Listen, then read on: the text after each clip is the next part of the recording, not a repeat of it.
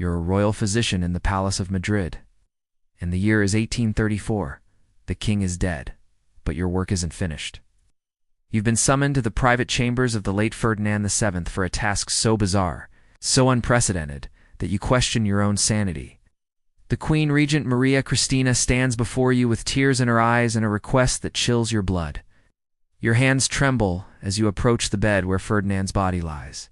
Even in death, the man who terrorized Spain for 2 decades seems to mock you from beyond the grave. But it's not his face that draws your attention. It's what lies beneath the silk sheets. The thing that defined his reign as much as his cruelty, his paranoia, or his betrayals. The anatomical monstrosity that historians would whisper about for centuries, but never dare write in their official accounts. Ferdinand, the seventh's member, grotesquely oversized and bizarrely shaped, was simultaneously the source of his deepest shame and his most twisted pride. As you begin the preservation process, your mind wanders to the stories you've heard whispered in the palace corridors. Stories of special cushions, of screaming wives, of desperate attempts to produce an heir despite nature's cruel joke. You'll realize you're not just preserving flesh and blood. You're preserving the physical embodiment of a reign that was itself deformed, oversized, and ultimately destructive to everything it touched. Before diving into these forgotten stories of survival and suffering, we must first understand the curse that preceded the cry. The Habsburg-Bourbon intermarriage, a tangled web of royal bloodlines, had set the stage for Ferdinand's affliction long before his birth. Enlightenment-era medical ideas about heredity clashed with cultural norms that prized classical moderation in male anatomy. Ferdinand's birth at El Escorial in 1784, 2 parents Charles IV and Maria Luisa, was shadowed by the specter of Manuel Godoy, the Queen's favorite and de facto ruler of Spain. In this court of whispers, the first confidential notes by physicians began to circulate. The anomaly observed in adolescence was a source of early shame that would harden into suspicion.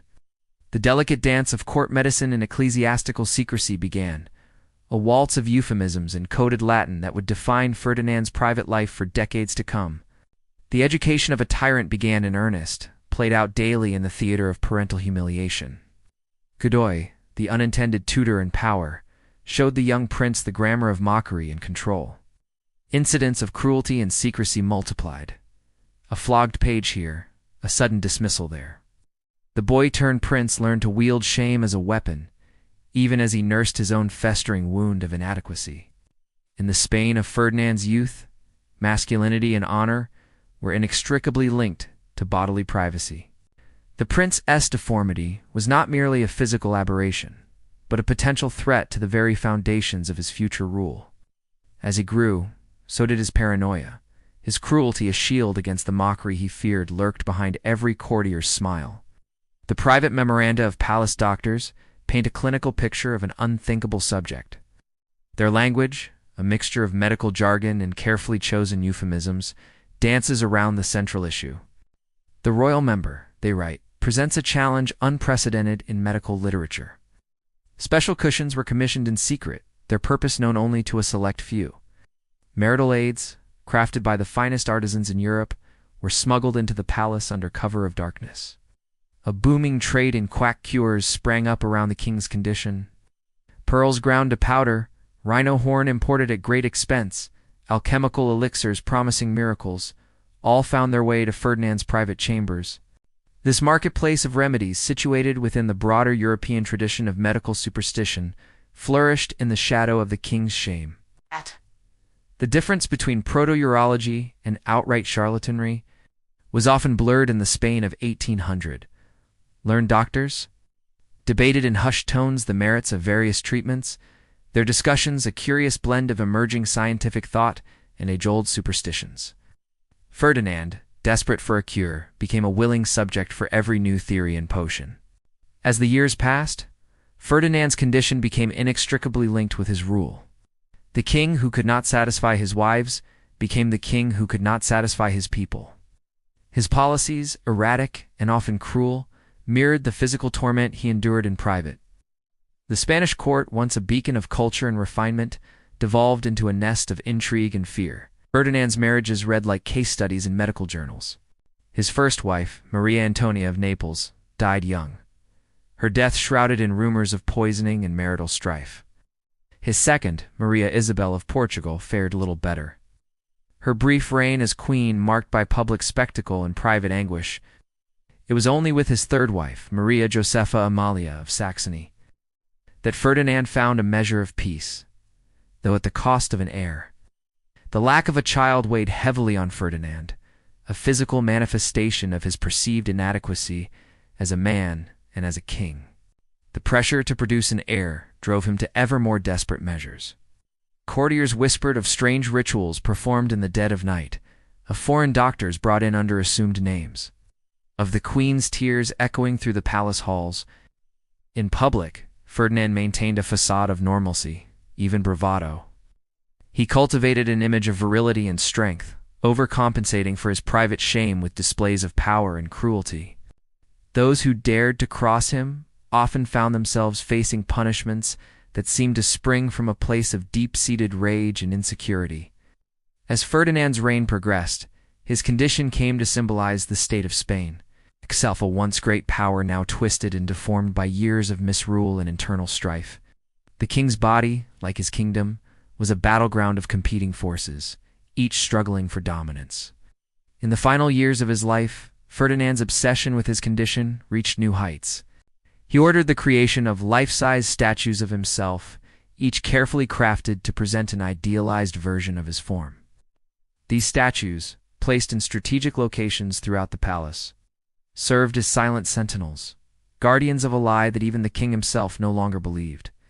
And now, as you stand over Ferdinand's lifeless body, tasked with preserving the very thing that defined and destroyed him, you can't help but reflect on the tragic irony of it all. The king who ruled through fear and shame, who twisted an entire nation to fit the contours of his own deformity, will be remembered not for his policies or his achievements, but for the grotesque secret he carried between his legs. As you begin your grim work, you wonder what future generations will make of this moment. Will they see Ferdinand as a victim of cruel fate, a man trapped by circumstances beyond his control? Or will they judge him harshly, seeing in his physical deformity a reflection of the moral rot that infected his reign? The preservation complete, you step back from the royal corpse. The Queen Regent nods, her eyes still brimming with unshed tears. As you leave the chamber, the weight of what you've just done settles heavily upon your shoulders. You've preserved more than just a body part. You've become the keeper of a secret that could rewrite history. In the years to come, as Spain struggles to move beyond the shadow of Ferdinand's reign, you'll often think back to this moment. To the king whose body betrayed him, and who betrayed his kingdom in turn. To the power of secrets, and the secrets of power. And you'll wonder, as historians and gossips alike will for centuries to come, about the true legacy of Ferdinand VII, the king whose greatest battle was fought not on any battlefield, but in the private chambers of his own twisted body. In the annals of royal history, few monarchs have left as dark and disturbing a legacy as Ferdinand VII of Spain, known as El Decido, the desired one by his supporters. Ferdinand's reign was marked by a chilling contrast between public adoration and private depravity.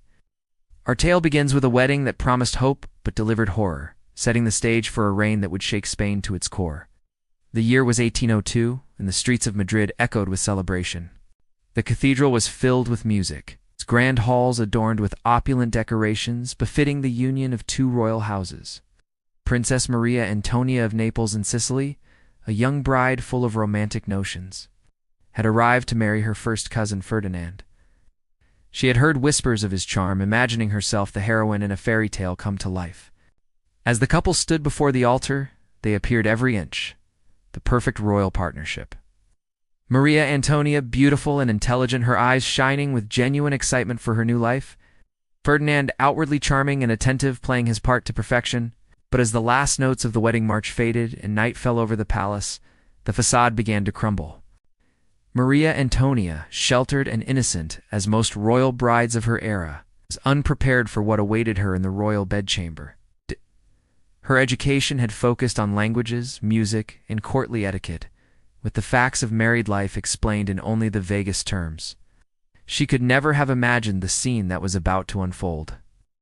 As Maria Antonia's ladies-in-waiting prepared her for her wedding night, they were approached by Ferdinand's valet with an unusual request. Special preparations were needed for the royal bedchamber. Equipment that the ladies didn't understand but were assured was customary for royal couples.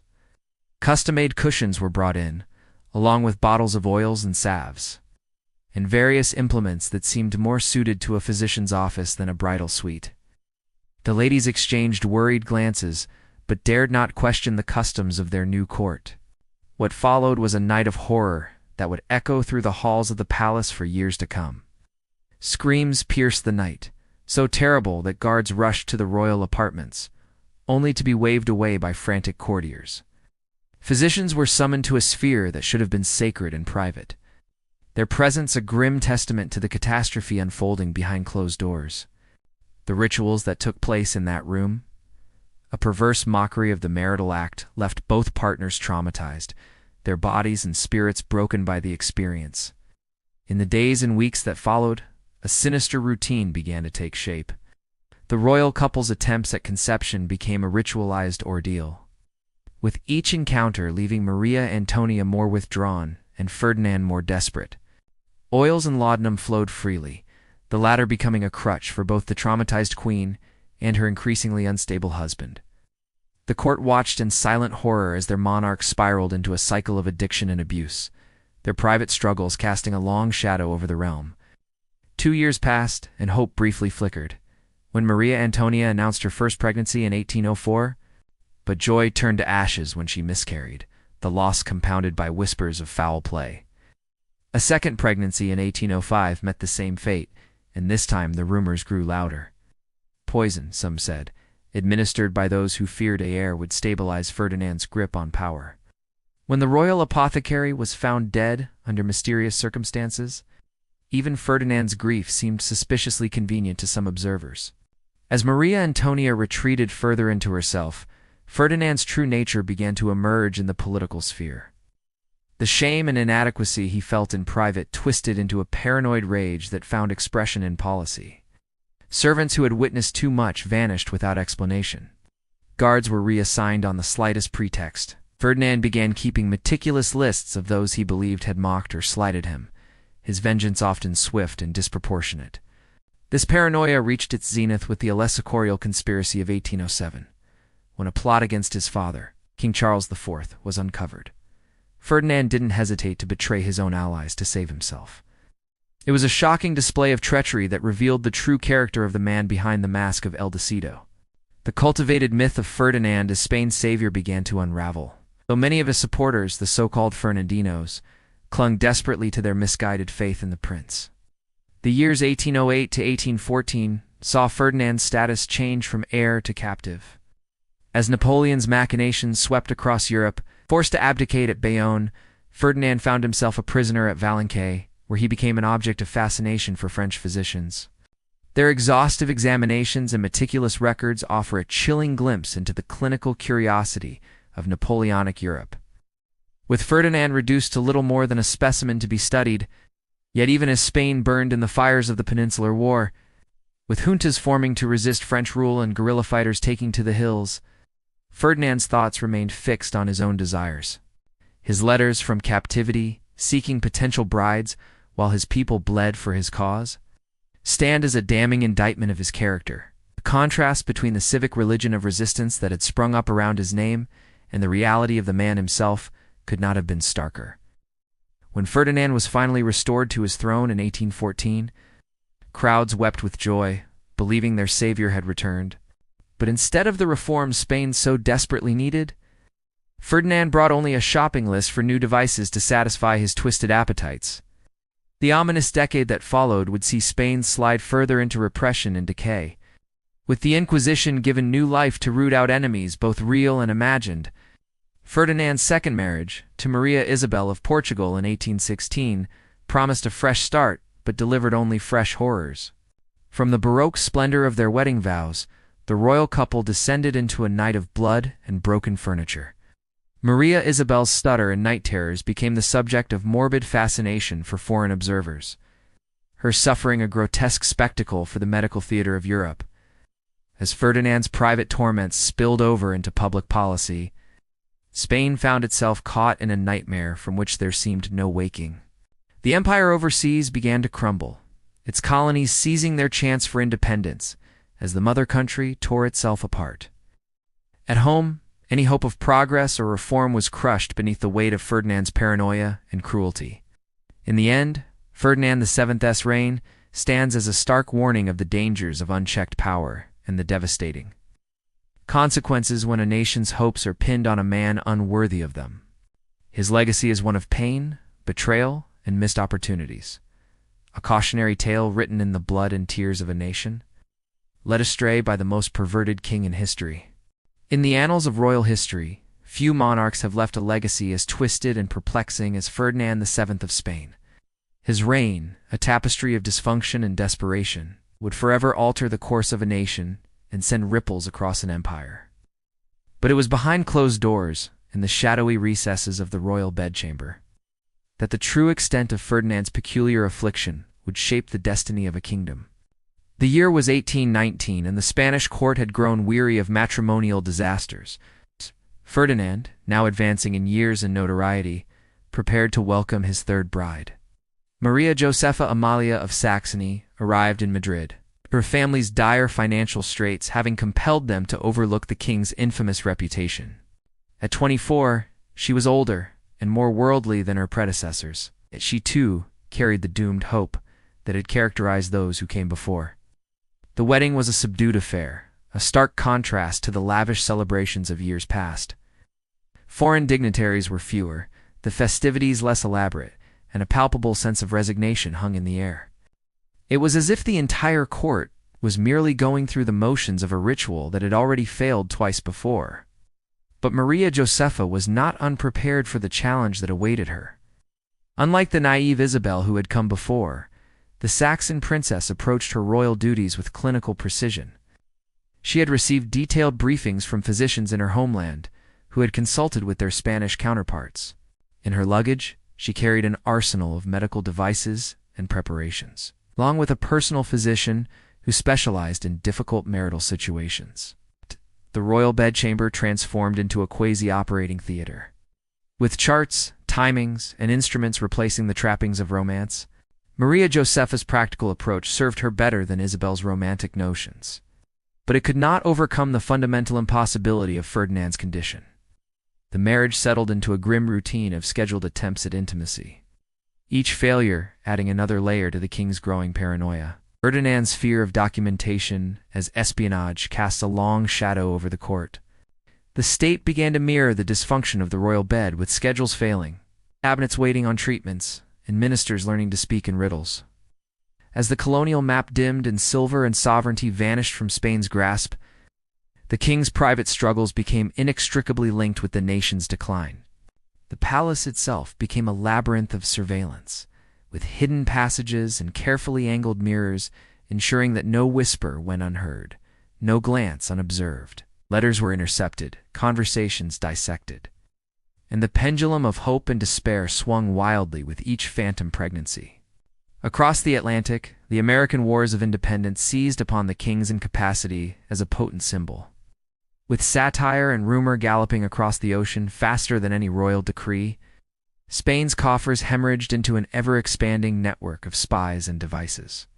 While the nation teetered between the liberal ideals of Cadiz and the iron grip of absolutism, the shadow of the 1822-1823 liberal triennium and the subsequent French intervention loomed large, a stark reminder of the fragility of Ferdinand's rule.